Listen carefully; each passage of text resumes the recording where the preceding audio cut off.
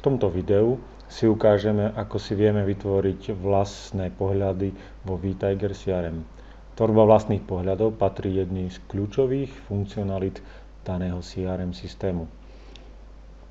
Kliknutím na vytvorenie filtra vytvoríme nový filter. Dáme mu názov. Ďalej máme ho možnosť nastaviť ako východziu hodnotu, zaradiť ho medzi sledované hodnoty alebo nastaviť ako viditeľný. V danom pohľade si vieme zvoliť stĺpce, ktoré chceme, aby sa nám zobrazovali v tabuľke. Ako vidíte, dostupné sú všetky stĺpce z daného modulu.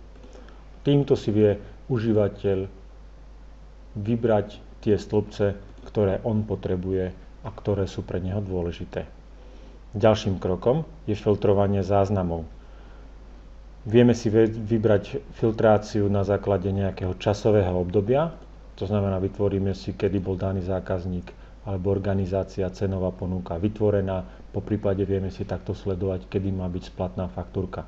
Vieme vyberať medzi rôznymi časovými obdobiami, ako je nasledujúcich 7 dní, predchádzajúci mesiac, kvartál a podobne. Ďalej si vieme filtrovať záznamy podľa nami zvolených požiadaviek. Napríklad, ak si chceme vyhľadať všetky organizácie z mesta Prešov, Bratislava, nie je nič jednoduchšie. Zvolíme mesto, začína, obsahuje a tak ďalej. Vieme riešiť tu podmienky.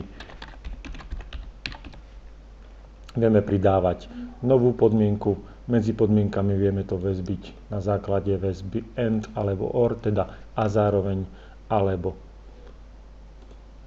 položení daného pohľadu sa vieme medzi týmto pohľadom prepínať jednoduchým kliknutím na názov, ktorý sme predtým zadali. Ak potrebujeme v danom filtri nasledovne niečo upraviť, klikníme na tlačítko Edit, teda úpravu daného filtra. Poprípade, ak daný filter už nepoužívame, môžeme ho kliknutím na Delete odstrániť.